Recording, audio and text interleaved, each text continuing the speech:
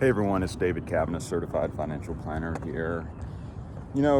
Had a conversation yesterday with someone that, markets are, as we film this, markets are sitting again at all-time highs. And the conversation I had, kind of right out the gate, the question was, what are you going to do when all this comes crashing down? When are you going to pull us out?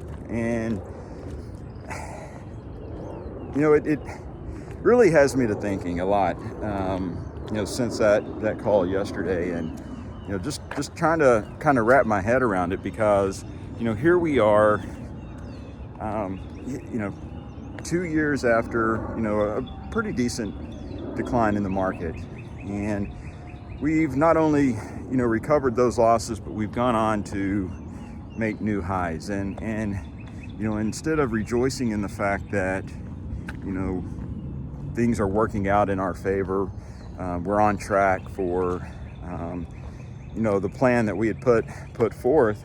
We're worried about what's next. When is this thing gonna fall? And I think the reality of that, why that happens, is that yes, there is a lot of joy in gains. There's a lot of joy in seeing our money go up and making money, but there's a lot more pain in the losses. Seeing our values decline brings more pain than the joy we get from seeing things go up. And because of that, we don't often, we always, I guess we always forget, the long term, where we came from to where we are now.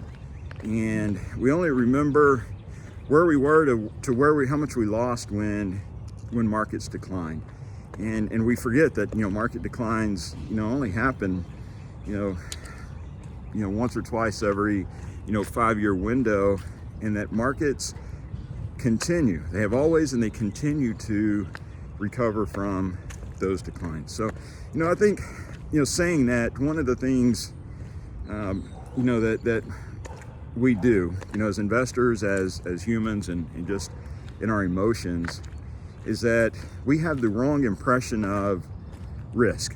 We always equate risk to,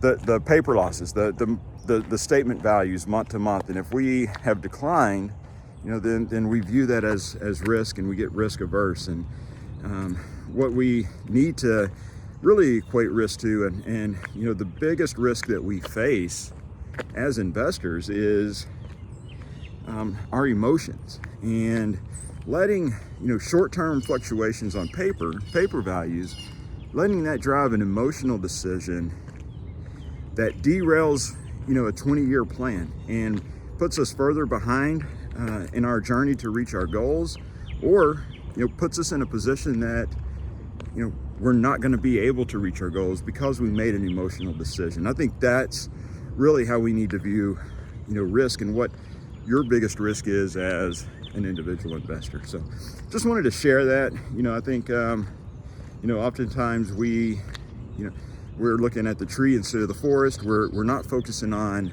the right things when it comes to our financial life, when it comes to our investments, and, our financial plan, and our ability to work towards and reach our goals. And something I just wanted to share out with you, especially if you're trying to go it alone, then managing your risk and your emotions can be a very daunting task. And oftentimes I see it leads to the wrong decisions at the wrong times, and we do things that don't work out in our favor when it comes to our goals and where we need to be in that journey. So just wanted to share that with you. If you find yourself questioning your plan, or where you're at financially, and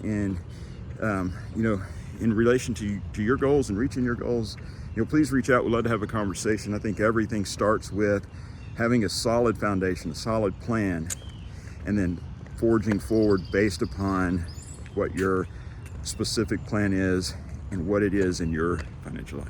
Hope you guys have a great day. We'll chat soon.